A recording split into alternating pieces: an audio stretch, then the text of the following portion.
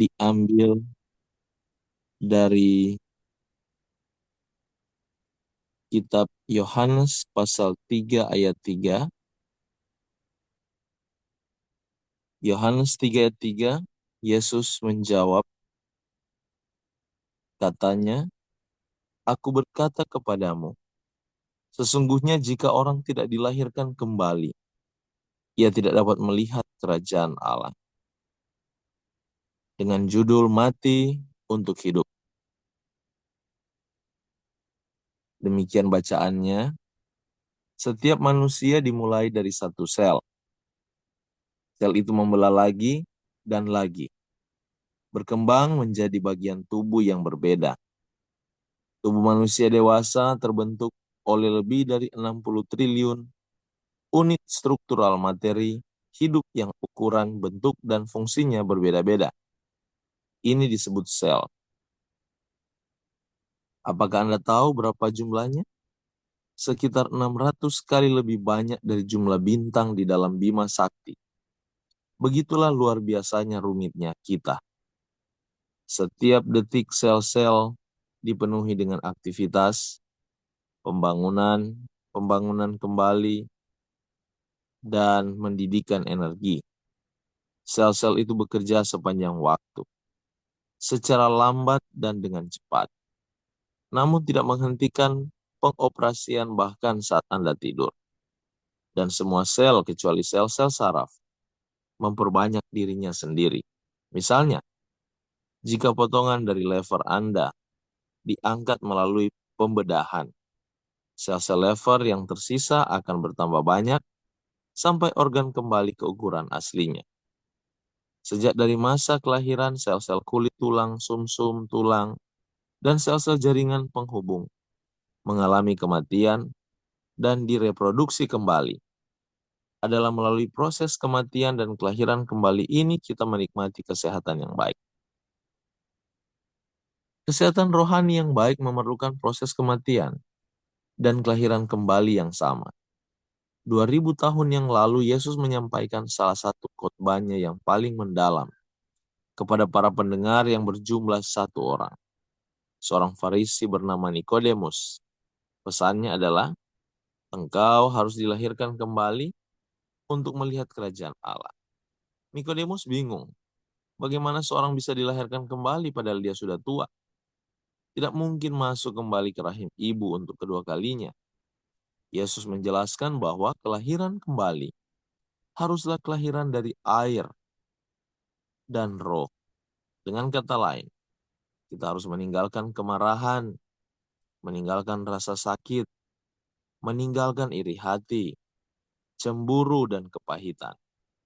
Apapun yang memisahkan kita dari Tuhan harus mati dan dikubur. Maka roh akan menciptakan kita kembali. Proses kematian terhadap dosa tidak hanya terjadi pada saat baptisan saja. Sebaliknya, setiap hari dalam hidup kita harus mati terhadap dosa dan menyerahkan diri kembali kepada Tuhan. Jika sel-sel mati dan tidak pernah bereproduksi, keadaan kita akan menjadi buruk. Jadi ketika kita mati terhadap dosa, atau mengosongkan diri kita dari dosa, kita harus menggantinya dengan unsur pemberi hidup. Kita harus dilahirkan kembali dengan kasih seperti Kristus, ketika kasih karunia yang menyelamatkan menjadi bagian dari diri kita. Sesungguhnya kita adalah ciptaan baru.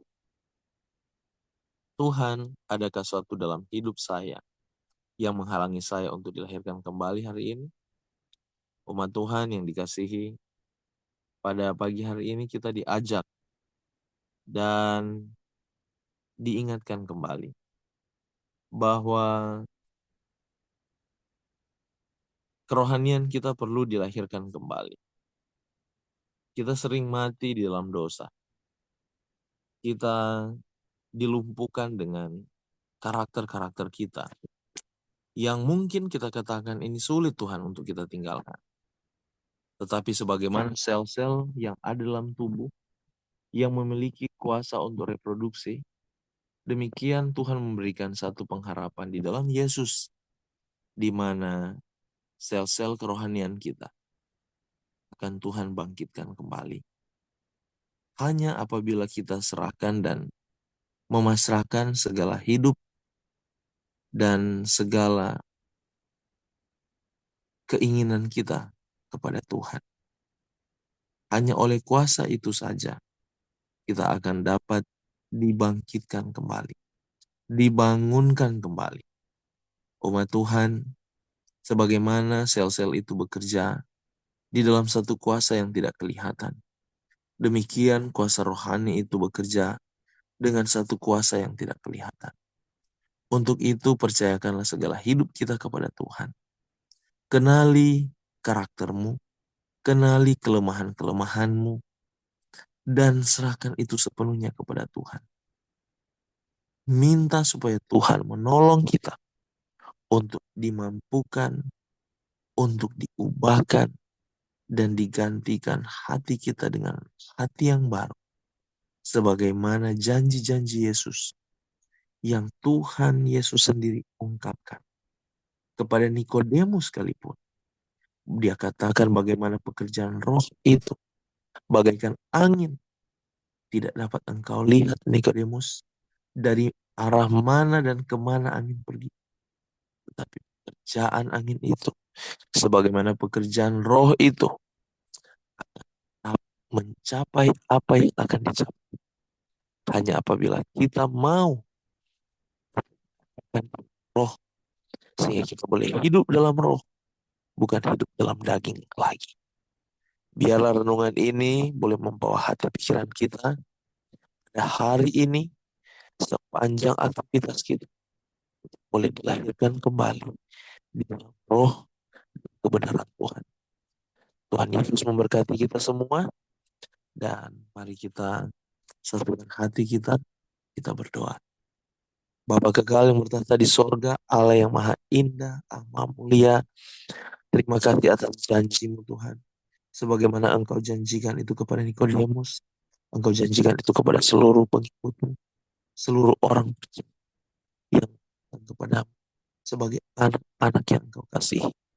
Dan pada pagi hari ini Tuhan, biar Engkau teguhkan hati pikiran kami dengan janji-Mu itu. Di mana Engkau akan memperbaharui hati kami, memperbaharui kerohanian kami, jiwa kami untuk dapat ditarik kepadamu.